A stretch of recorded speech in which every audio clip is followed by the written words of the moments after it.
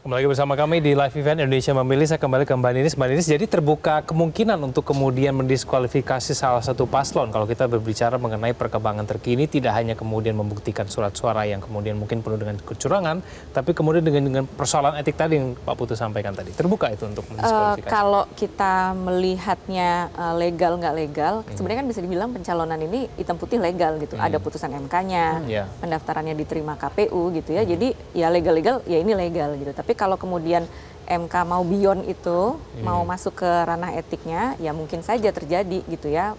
Jadi MK nggak hanya melihat sah atau tidak sahnya. Karena kalau legal ya legal, tapi kan proses menuju legalnya ini bagaimana, kan itu yang sekarang sedang diangkatkan tadi sama teman-teman tim pasangan calon 1 dan juga 3 gitu.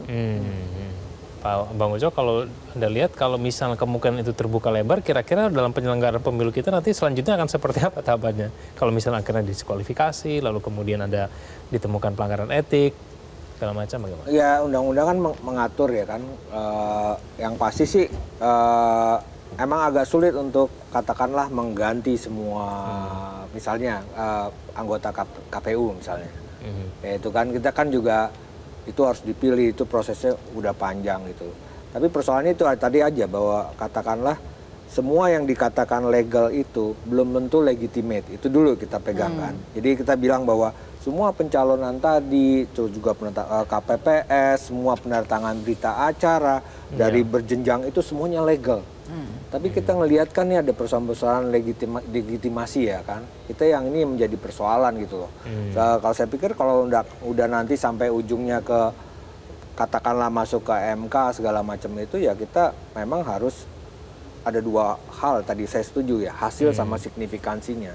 Ya kan hasilnya bagaimana dari hasil pemilu itu dan signifikansi kesalahan-kesalahan yang mengakibatkan bahwa katakanlah nanti ya putusan KPU nanti yang untuk menetapkan secara legal SK-nya itu bisa dibatalkan ataupun dipersoalkan di MK.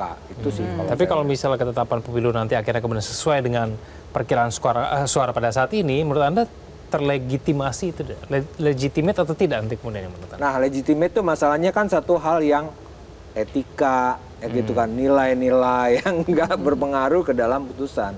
Kalau kita orang hukum kan bicaranya kan lo suka apa nggak suka ya kan, lo kamu senang apa nggak senang, ini putusan hakim, standarnya begitu, harus dihormati. Cuman kalau legitimasi barangkali itu dari saya bilang fakta sosial sama fakta hukum kan berbeda gitu, itu yang harus diingatkan gitu loh. Dan kita nggak bisa lepaskan ini juga kan pengaruh-pengaruh dari kekuasaan seperti ingat bansos yang seperti apa namanya pork barrel ya, politik gentong babi, dan juga bahkan ya itu tadi 2 hari sebelumnya Bawaslu dapat insentif dan itu diumumkan di media. Dan itu kan menurut saya juga jadi satu apa ya sign ya, tanda-tanda bahwa apa namanya proses-proses ini kan ada intervensi atau apapun yang bisa diduga menjadi intervensi yang bisa mengaruhi. Tapi sekali lagi bahwa rakyat udah datang memilih itu ya, para paslon juga ada mengakui bahwa KPPS juga ada bekerja, itu memang udah benar gitu. Cuman persoalannya kan itu tadi saja, kita mesti lihat bukan hanya pas pencoblosan itu tinggal istilahnya tuh penyerang tinggal ngegolin aja lah. Tapi kan ada proses panjang di situ, bahkan sejak latihan dan pemilihan tim sepak bola itu sendiri, misalnya kalau kita analogikan sebagai sebuah tim sepak bola ya. Gitu. Pak Putu, menurut Anda MK akan mempertimbangkan itu?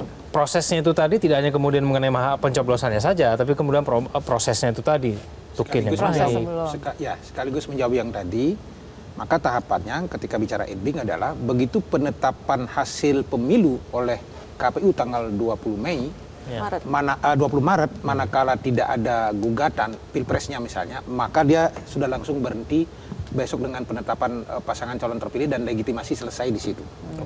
Ya, kalau tidak digugat berarti. Ya, kalau tidak digugat pelantik. Tapi begitu kemudian 3 hari ada gugatan dalam pilpres misalnya pasangan 1 dan pasangan 3 menggugat, maka proses penetapan calon terpilih belum bisa dilakukan. Belum bisa. Karena hasil rekapitulasi suara dari tiap-tiap pasangan calon ini akan jadi objek hukum, akan digugat ke Mahkamah Konstitusi. Betul. Begitu proses di Mahkamah Konstitusi itu terjadi, ada beberapa kemungkinan. Kemungkinan pertama, kalau kemudian pihak 1 dan 3 bisa membuktikan bahwa terjadi pelanggaran terstruktur, sistematis dan masif dari aspek-aspek kualitatif dan aspek-aspek kuantitatif data itu dan berpengaruh terhadap hasil suara yang kemudian menggerus suara 02, misalnya jadi 50% dan punya potensi putaran kuda, maka berhenti sampai di situ. Atau seperti yang kita sebutkan tadi, ternyata ada trigger pemicu ketika misalnya proses pencalonan, perdebatan hukum akan terjadi di situ dengan pakar-pakar hukum dari semua pihak. Apakah ini legal apa tidak proses pencalonan kemarin? Kalau legal, kenapa dieksekusi oleh DKPP? Kenapa dieksekusi dinyatakan bersalah oleh MKMK dan seterusnya misalnya? Kalau kemudian dijustifikasi itu terjadi di Mahkamah Konstitusi, yang paling buruk dan kita harus siap menerima resiko itu, rakyat tidak boleh ribut, tidak boleh bergejolak, bisa saja pencalonan presiden dibatalkan, kemenangan itu dibatalkan, lalu menyatakan misalnya Gibran tidak memenuhi syarat. Pertanyaannya, kita siap tidak menerima risiko politik yang sangat besar itu pada posisi hari ini. Maka hari ini Metro TV menjelaskan seperti ini, kita ingin memberitahu masyarakat juga mulai hari ini harus menyiapkan diri. Bersiap-siap. Jangan kaget kalau tiba-tiba keputusannya misalkan akan terjadi seperti itu, pemilu ulang. Pemilu ulang artinya dengan cawapresnya yang berbeda begitu. Terserahlah nanti bagaimana MK kemudian memutuskan proses pemilu ulang itu. Apakah mungkin Gibran dianggap tidak memenuhi syarat misalnya. Sehingga anggaran yang rencana putaran kedua itu hanya akan dipakai pemilu presiden ulang misalnya. Maksudnya ini juga terjadi termasuk. Tapi itu fokusnya hanya di Pilpres, pemilu legislatifnya tidak harus diulang. Atau seperti apa kira-kira? Tidak, karena dia kan kita berbicara soal legitimasi pencalonan presiden, tidak dalam konteks kesalahan pelanggaran kualitatif yang lain ya di proses Pilpres. Nah, termasuk yang ketiga, seluruh konstituen 01 dan 03 juga harus bisa menerima kalau ternyata MK menyatakan bahwa semuanya sudah clear. Proses legitimasi terhadap pencalonan Gibran juga sudah clear dan mari kita terima ini sebagai sebuah realitas politik, kemudian bergabung kembali, kita juga harus siap. Saya ingin mengatakan melalui forum ini 3 kemungkinan itu akan terjadi dan kita sebagai bangsa harus siap menerima apapun yang menjadi putusan MK karena gong terakhir ada di Mahkamah Konstitusi. Betul. Setelah itu tidak ada lagi pintu yang lain untuk menggugat. Tapi membuktikan selisih suara dari 02 dan 01 kan cukup jauh ya. Cukup jauh. Makanya ini membuktikan itu kan juga cukup berat di MK. Itulah tugas 0103 yang kemudian melakukan verifikasi sedemikian rupa soal data-data kualitatif. Tapi kalau Bung tanyakan ke saya dengan seluruh pengalaman saya selama ini relatif agak berat. Jadi tidak akan merubah hasil pemilu. Tidak akan merubah hasil pemilu karena selisih yang sangat jauh itu. Mengkuantifikasi pelanggaran kualitatif kemudian disetarakan dengan angka tertentu dalam proses persidangan di Mahkamah Konstitusi dengan selisih yang terlalu jauh itu agak susah itu. Mungkin bisa diperjelas ini. Ketika kita juga mendengar untuk saat ini seperti yang disampaikan ada 2 proses. Ada yang bisa dilaporkan ke Bawaslu, ada yang bisa dilaporkan ke MK untuk nanti di ujungnya. Nah, proses yang di Bawaslu ini berarti sebelum masuk ke MK atau seperti apa kira-kira? Ya, jadi kalau MK kan memang berkaitan dengan hasil ya. Kalau di Bawaslu itu kan sengketa hasil. Jadi kalau sekarang nih kalau Bawaslu lebih kecurangan. Jadi kalau di Undang-Undang Pemilu tuh ada pelanggaran, ada sengketa, pelanggaran administrasi, pidana, etik, sengketa hasil, sengketa non hasil. Nah, yang pelanggaran ini pintunya dari Bawaslu. Nah, makanya sebetulnya tim paslon ya, ini kalau memang merasa ada kecurangan, lapor ke Bawaslu. Karena gini, tadi Pak Putu sampaikan, MK ini bukan tempat sampah gitu. Hakim MK biasanya bilang gitu, kami ini bukan keranjang sampah. Anda sudah lapor belum ke Bawaslu sebelum ke MK? Itu pasti akan ditanyakan. Karena kalau misalnya mengatakan ada yang TSM tapi nggak lapor ke Bawaslu, dan misalnya ketika ditanya Bawaslu ketemu nggak nih kecurigaan tadi? Misalnya jadi Bawaslu penting untuk melapor terlebih dahulu kemudian kalau Bawaslu bilang, kami nggak temukan tuh di lapangan. Kan nggak masuk tuh TSM tadi. Nggak lanjut langsung. Iya, bisa jadi nggak memenuhi TSM tadi. Makanya penting jangan nunggunya di ujung.